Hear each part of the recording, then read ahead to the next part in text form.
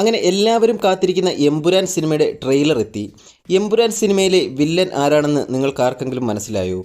ആ ഒരു dragon symbol ഷർട്ടിന് പുറകിലുള്ള ആ ഒരു വ്യക്തി ആരാണെന്ന് നിങ്ങൾക്ക് മനസ്സിലായോ? ട്രെയിലറിൽ നിന്ന് എനിക്ക് മനസ്സിലായിട്ടുള്ള ഈ ഒരു എമ്പുരാൻ സിനിമയിലെ ഒരു വില്ലൻ കഥാപാത്രം അല്ലെങ്കിൽ നെഗറ്റീവ് ഷെയ്ഡുള്ള കഥാപാത്രം ആരാണെന്നാണ് ഞാൻ ഈ ഒരു വീഡിയോയിൽ നിങ്ങളോട് പറയാൻ പോകുന്നത്. അതുകൂടാതെ തന്നെ ആ ഒരു ഷർട്ടിന് പുറകിൽ ഒരു ഡ്രാഗൺ സിമ്പലുള്ള ആ ഒരു വ്യക്തി അതാരാണെന്ന് അവസാനം പറയാം. ആദ്യം നമുക്ക് ആ ഒരു നെഗറ്റീവ് കഥാപാത്രം അല്ലെങ്കിൽ ഒരു വില്ലൻ കഥാപാത്രം, എമ്പുരാനിലെ വില്ലൻ ആരാണ് എന്നുള്ളതാണ് ഞാൻ നിങ്ങളുമായിട്ട് ഇവിടെ പങ്കുവെക്കുന്നത്.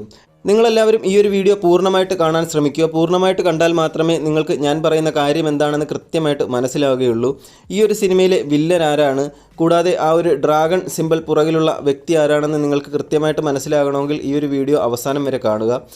അപ്പോൾ നമുക്ക് വീഡിയോ തുടങ്ങാം. ഈ ഒരു സിനിമയിലെ വില്ലൻ കഥാപാത്രം അല്ലെങ്കിൽ നെഗറ്റീവ് ഷെയ്ഡുള്ള ഒരു കഥാപാത്രം ദൈവപുത്രനാണ്, അതായത് ജതിൻ രാംദാസ്.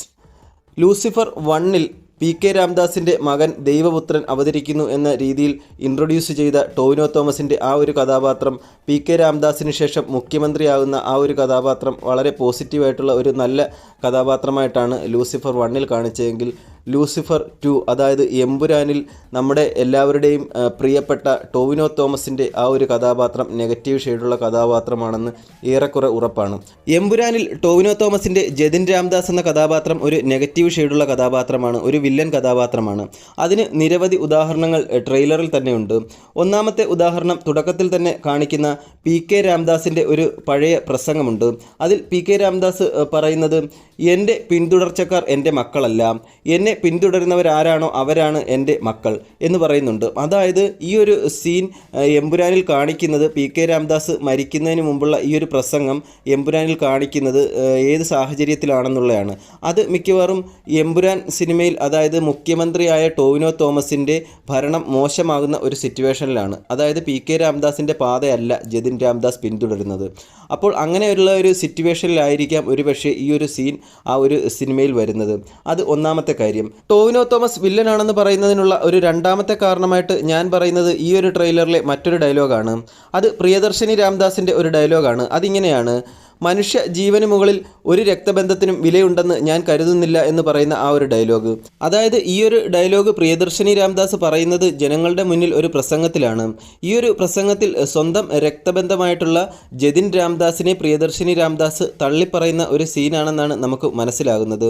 അപ്പോൾ ജനങ്ങളുടെ മുന്നിൽ വെച്ച് ജതിൻ രാംദാസിനെ പ്രിയദർശിനി രാംദാസ് തള്ളിപ്പറയണമെന്നുണ്ടെങ്കിൽ ഈ ഒരു ചിത്രത്തിൽ ടോവിനോയുടെ ക്യാരക്ടർ ഒരു വില്ലൻ കഥാപാത്രമാണെന്ന് ഉറപ്പാണ്. കൂടാതെ ഈ ഒരു ട്രെയിലറിൽ വേറൊരു ഡയലോഗുമുണ്ട്. അതായത് ജാൻവി അല്ലാതെ എനിക്ക് രക്തബന്ധമായിട്ടുള്ളത് ടോവിനോ തോമസിൻ്റെ ജതിൻ രാംദാസ് തന്നെയാണ്. അപ്പോൾ അത് നമുക്ക് ഉറപ്പിക്കാവുന്ന ഒരു കാര്യമാണ്. ഇതുകൂടാതെ തന്നെ ഇവർ തമ്മിൽ ഈ ഒരു സിനിമയിൽ പ്രശ്നമുണ്ടെന്ന് മനസ്സിലാക്കത്തക്ക വേറൊരു സീനുണ്ട്. ഈ ഒരു സീനിൽ കാണിക്കുന്നത് PK രാംദാസിൻ്റെയും പ്രിയദർശിനി രാംദാസിൻ്റെയും വലിയ കട്ടൗട്ടറുകൾ ആ സ്റ്റേജിൻ്റെ അപ്പുറവും ഇപ്പുറവും വെച്ചിട്ടുണ്ട്. പക്ഷേ ജതിൻ രാംദാസിൻ്റെ കട്ടൗട്ടറുകൾ കാണുന്നില്ല. ജതിൻ രാംദാസിൻ്റെ കട്ടൗട്ടറുകൾ ഇവരുടെ ഒപ്പം തന്നെ വെക്കേണ്ടതല്ലേ? PK രാംദാസ് മുൻ മുഖ്യമന്ത്രി, അവരുടെ മകളായിട്ടുള്ള പ്രിയദർശിനി രാംദാസിൻ്റെ കട്ടൗട്ടർ, പക്ഷേ എന്തുകൊണ്ട് ജതിൻ രാംദാസിൻ്റെ കട്ടൗട്ടർ അവിടെ വെച്ചില്ല? അപ്പോൾ ഇവർ തമ്മിൽ ഈ ഒരു സിനിമയിൽ പ്രശ്നത്തിലാണെന്നുള്ളതിൻ്റെ 100% തെളിവാണ്. അപ്പോൾ ടോവിനോ തോമസ് വില്ലനാണെന്നുള്ള കാര്യങ്ങൾ ഏറെക്കുറെ ഉറപ്പാണ് ഈ ഒരു സിനിമയിൽ. ടോവിനോ വില്ലനാണെന്ന് പറയാനുള്ള അടുത്ത ഒരു കാരണമായിട്ട് ഞാൻ പറയുന്നത് ഈ ഒരു ട്രെയിലറിലെ മറ്റൊരു ഡയലോഗാണ്. അത് സ്റ്റീഫൻ്റെ ഒരു ഡയലോഗാണ്. അതിങ്ങനെയാണ്: അതായത് ദൈവപുത്രൻ തന്നെ തെറ്റ് ചെയ്യുമ്പോൾ ചെകുത്താനെ അല്ലാതെ മറ്റാരെ ആശ്രയിക്കാനെന്ന് പറയുന്ന ആ ഒരു ഡയലോഗ്. അതായത് ദൈവപുത്രൻ ജതിൻ രാംദാസ് തെറ്റ് ചെയ്യുമ്പോൾ ചെകുത്താൻ ആരാണ്? ലൂസിഫർ. അപ്പോൾ ദൈവപുത്രൻ തെറ്റ് ചെയ്യുമ്പോൾ എല്ലാവരും വീണ്ടും ലൂസിഫറിനെ ആശ്രയിക്കുന്നു. ഇവിടെ നമ്മൾ മനസ്സിലാക്കേണ്ട ഒരു കാര്യം, ലൂസിഫർ 1-ൽ സ്റ്റീഫൻ്റെ കഥാപാത്രം ഞാനിനി കേരള രാഷ്ട്രീയത്തിലേക്കില്ല എന്ന് പറഞ്ഞാണ് പോകുന്നത്. അവിടെ ജതിൻ രാംദാസിനെ മുഖ്യമന്ത്രി കസേര ഏൽപ്പിക്കുന്നു, ലൂസിഫർ അതിലെ വില്ലനെ നശിപ്പിക്കുന്നു. അങ്ങനെയുള്ള ഒരു സന്ദർഭത്തിൽ പിന്നീട് ജതിൻ രാംദാസ് തെറ്റ് ചെയ്യുന്നു എന്നതാണ് പറയുന്നത്. അപ്പോൾ ജതിൻ രാംദാസ് വില്ലൻ കഥാപാത്രമാണ്. ഇതുമായിട്ട് കൂട്ടി വായിക്കാൻ പറ്റുന്ന മറ്റൊരു സീൻ ഈ ഒരു ട്രെയിലറിൽ കാണിക്കുന്നുണ്ട്. അതായത് ഗോവർദ്ധൻ്റെ ഒരു ഡയലോഗാണ്. ഗോവർദ്ധൻ പറയുന്നത്, സ്റ്റീഫൻ നിങ്ങൾ തിരിച്ചു വരൂ, നിങ്ങളുടെ ഭൂമിയെ രക്ഷിക്കൂ, ദൈവത്തിൻ്റെ സ്വന്തം നാടിനെ രക്ഷിക്കൂ എന്ന് പറയുന്ന ഒരു ഡയലോഗുണ്ട്. അതായത് ഇവിടുത്തെ രാഷ്ട്രീയം മതിയാക്കി പോയ ആ ഒരു സ്റ്റീഫൻ നെടുമ്പള്ളിയെ തിരിച്ചു വിളിക്കുന്ന ഒരു ഡയലോഗാണ്. അതെന്തുകൊണ്ടാണ്? ഇവിടെ സേഫായിട്ട് എല്ലാം ദൈവപുത്രൻ്റെ ഏൽപ്പിച്ചിട്ട് വിട്ട് പോയ ആ ഒരു സ്റ്റീഫൻ വീണ്ടും തിരിച്ചു വരണമെന്നുണ്ടെങ്കിൽ അവിടെ ദൈവപുത്രൻ തെറ്റ് ചെയ്യുന്നു എന്ന് തന്നെയാണ്. അപ്പോൾ ടോവിനോ തോമസ് ഈ ഒരു സിനിമയിൽ ഒരു നെഗറ്റീവ് കഥാപാത്രമാണെന്ന് ഏറെക്കുറെ ഉറപ്പായിട്ടുണ്ട്. അടുത്തതായിട്ട് ഞാൻ നിങ്ങളോട് പറയാൻ പോകുന്നത് ആ ഒരു ഡ്രാഗൺ സിമ്പൽ പുറകിലുള്ള ആ ഒരു വ്യക്തി ആരാണ്.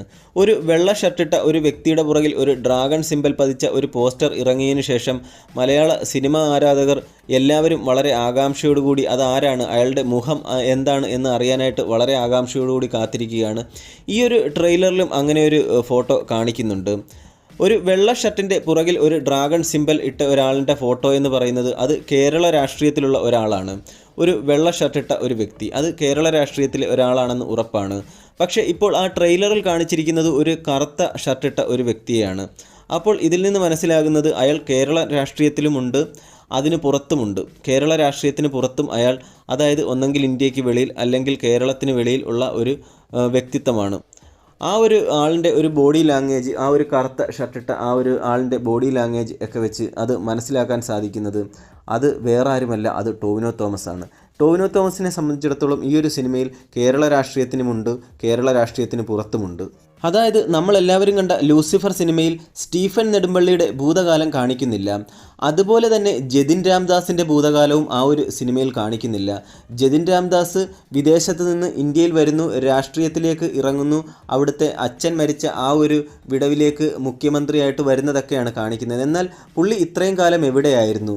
ഇന്ത്യക്ക് വെളിയിൽ പുള്ളി എന്തായിരുന്നു ചെയ്തിരുന്നത്?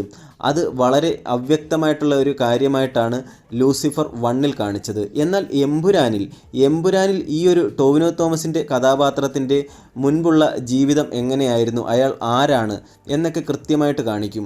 അങ്ങനെ ഒരു സാഹചര്യത്തിൽ ആ ഒരു ഡ്രാഗൺ സിമ്പൽ പുറകിലുള്ള വ്യക്തി ടോവിനോ തോമസ് തന്നെയാണെന്ന് ഏകദേശം ഉറപ്പാണ്.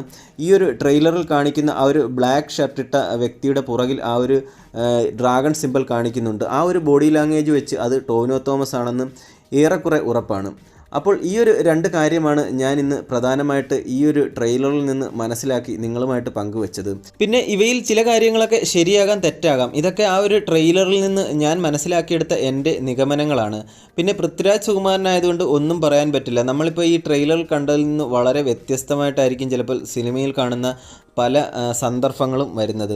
ഡയലോഗുകളൊക്കെ ശരിയായിരിക്കാം, അതിനൊക്കെ കൃത്യമായിട്ടുള്ള റീസണുകൾ ചിലപ്പോൾ പൃഥ്വി സിനിമയിൽ ഒളിപ്പിച്ചു വെച്ചിട്ടുണ്ടായിരിക്കാം. അതുകൊണ്ട് ഈ ഒരു കാരണം തെറ്റാണെന്നും പറഞ്ഞ് നാളെ സിനിമ കണ്ടിട്ട് എന്നെ വന്ന് ചീത്ത വിളിക്കരുത്. എനിക്ക് ഈ ഒരു ട്രെയിലറിൽ നിന്ന് തോന്നിയ കാര്യങ്ങൾ ഞാൻ നിങ്ങളുമായിട്ടൊന്ന് പങ്കുവെച്ചെന്നേ ഉള്ളൂ. അപ്പോൾ ഇന്നത്തെ വീഡിയോ നിങ്ങൾക്ക് എല്ലാവർക്കും ഇഷ്ടമായെന്ന് വരുന്നു. ഇഷ്ടമായിട്ടുണ്ടെങ്കിൽ ഒന്ന് ലൈക്ക് ചെയ്യുക. കൂടാതെ ട്രെയിലർ കണ്ടവരാണ് നിങ്ങളെങ്കിൽ നിങ്ങളുടെ അഭിപ്രായങ്ങൾ കൂടി കമൻറ്റ് ബോക്സിൽ പങ്കുവെക്കുക. ചാനൽ കൂടി ഒന്ന് സബ്സ്ക്രൈബ് ചെയ്ത് എന്നെ ഒന്ന് സപ്പോർട്ട് ചെയ്ത് തരിക.